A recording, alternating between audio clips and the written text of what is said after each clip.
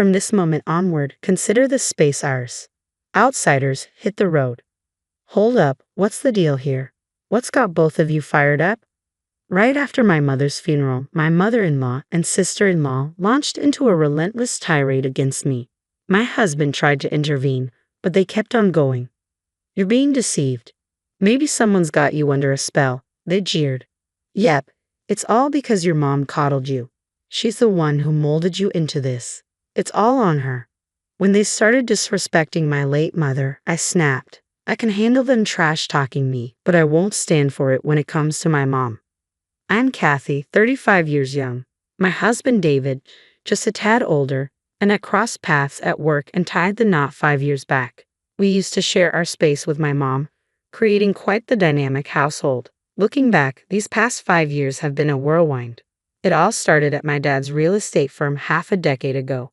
With a knack for understanding the ebb and flow of both people and money, I pursued economics in college and applied that know-how to my career.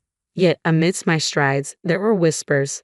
Some attributed my success solely to my parentage, dubbing me the boss's daughter instead of acknowledging me by name. And then there was David, the golden boy of sales in the same company, drawing attention from all corners, leaving me on the receiving end of more than a few icy glares. Don't get me wrong, I'm not naive enough to claim all my achievements as solely my own. It's the collective effort of those around me. Still, it grated on me, being boxed in as just the boss's daughter. These trying times, my father passed away. With my brother stepping into the shoes as president, the disdainful glances directed at me only grew sharper. Must have botched something up if your brother's taking the reins now. Guess we'll just call you the president's sister, huh?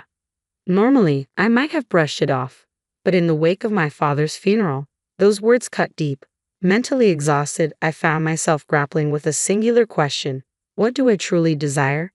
Even as I tried to soldier on, I felt a void, a lack of inspiration. And then, almost impulsively, I uttered those fateful words to my husband David. I want to be an investor. Instead of dismissing my seemingly outrageous aspiration, he stood by me, offering his unwavering support.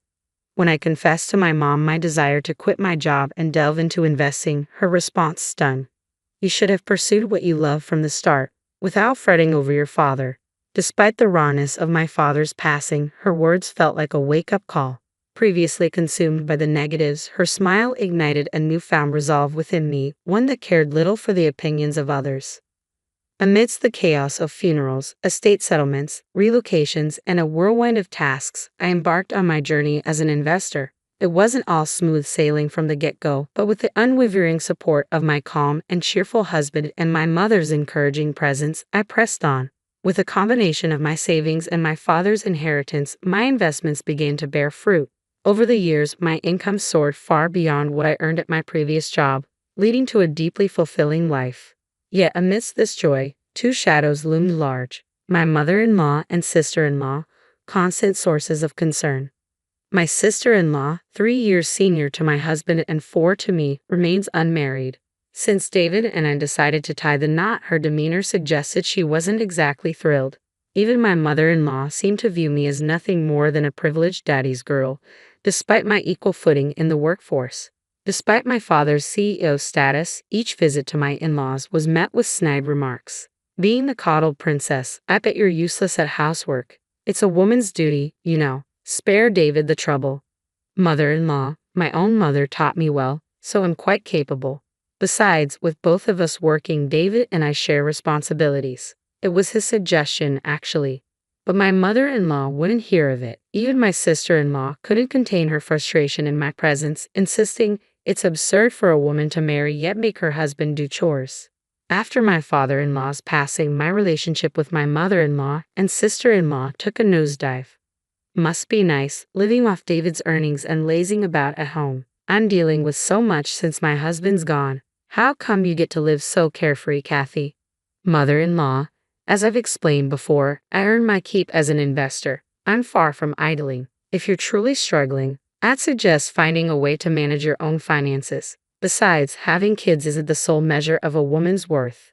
With my father-in-law's demise, my mother-in-law's fixation on money intensified. She seemed resentful of my perceived ease, despite my commitment to my work as an investor.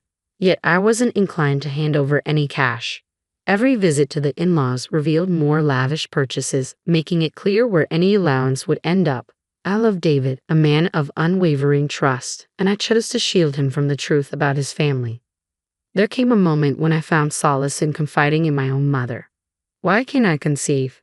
The weight of uncertainty as I approached 35, coupled with incessant inquiries from my mother-in-law about when will you start a family, became overwhelming. Her hurtful words labeling me as useless echoed in my mind, and I couldn't contain my frustration. So I poured out my heart to my mother, seeking understanding. Well, I had you when I was 35, so there's no need to worry. Timing is in God's hands, dear.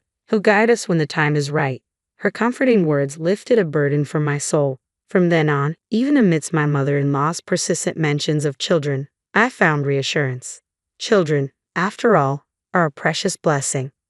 After enduring 5 tumultuous years, a sense of calm finally settled in. Then, unexpectedly, my world was rocked once more by the sudden passing of my mother. Struck by a subarachnoid hemorrhage, she, my guiding light, slipped away, leaving me engulfed in sorrow. David, my steadfast companion through years of shared life, seemed equally shaken. Despite his kindness and support, the funeral arrived before we could fully grasp the void left by my mother's absence. As mourners gathered to bid farewell to my mother, a former executive at the company my brother now led, among them stood my mother-in-law and sister-in-law. It appeared they had chosen a moment when David was absent. "No need for you to be here, Dolan," my mother-in-law remarked curtly, offering no condolences. They proceeded to sign the register, leaving me stunned by their callousness.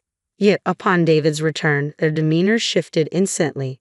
"You might be struggling, but Kathy's shock is likely even greater. You need to be there for her," they'd insist, seemingly mindful of my emotions. Later, as exhaustion from the whirlwind of recent days weighed heavily on me, the doorbell pierced the quiet of our home.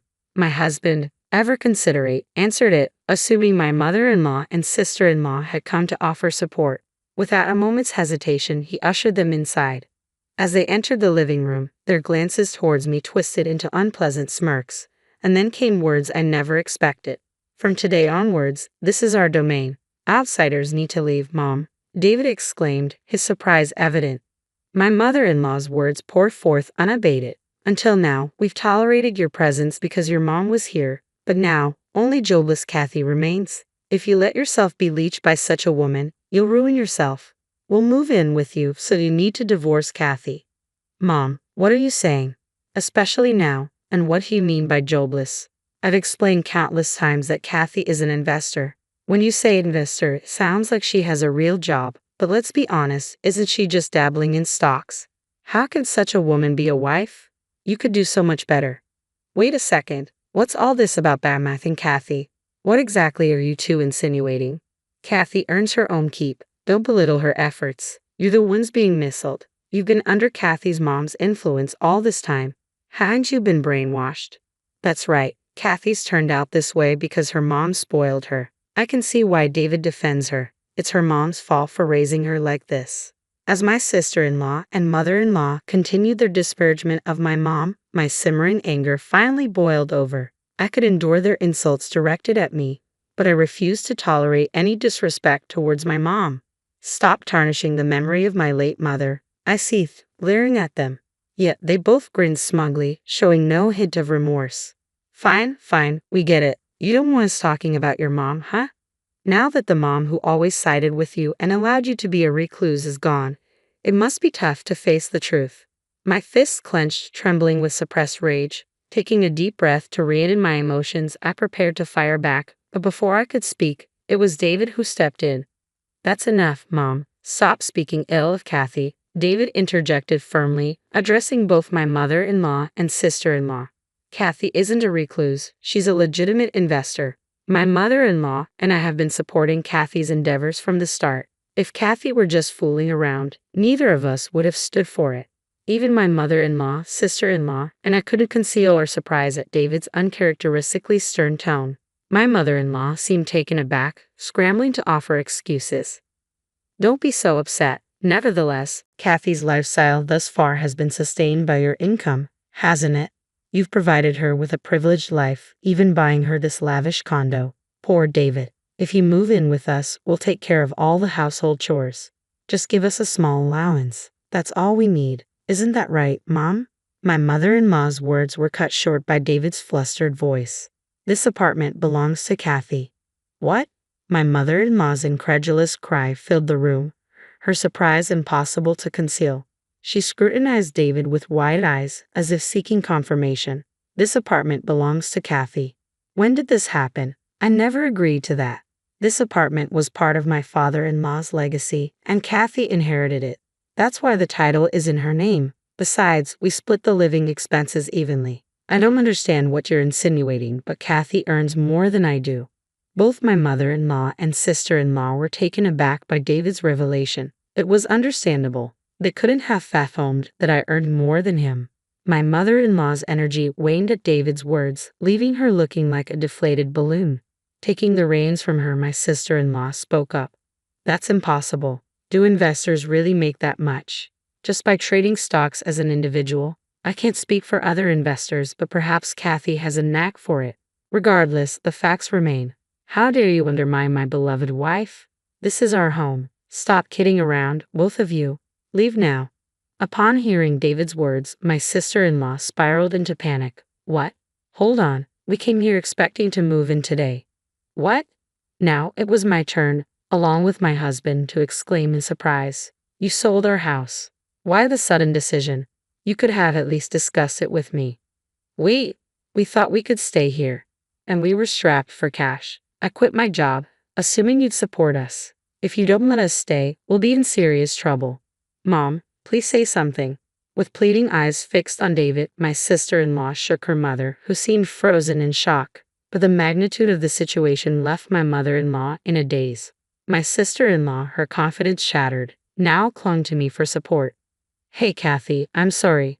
Please talk to David for me. We can't go on like this. You mentioned you sold your house, so you must have some money saved up, right? I spoke coolly to my clinging sister-in-law, prompting her to lash out at me.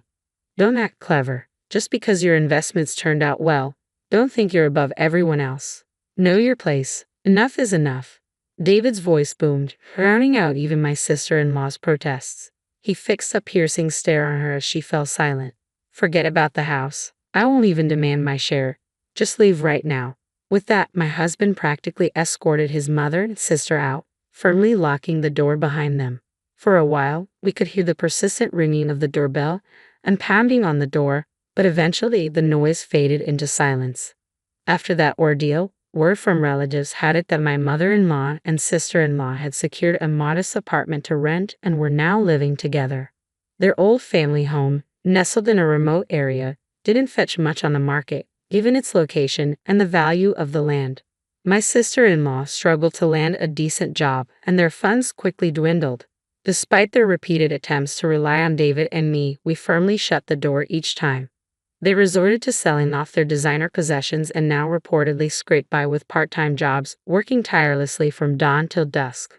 Meanwhile, I've enjoyed the freedom that comes with being an investor, no longer subjected to hurtful remarks. And as my late mother had foretold, we're preparing to welcome a new member into our family next year. Once again, I'm grateful for her timely blessings.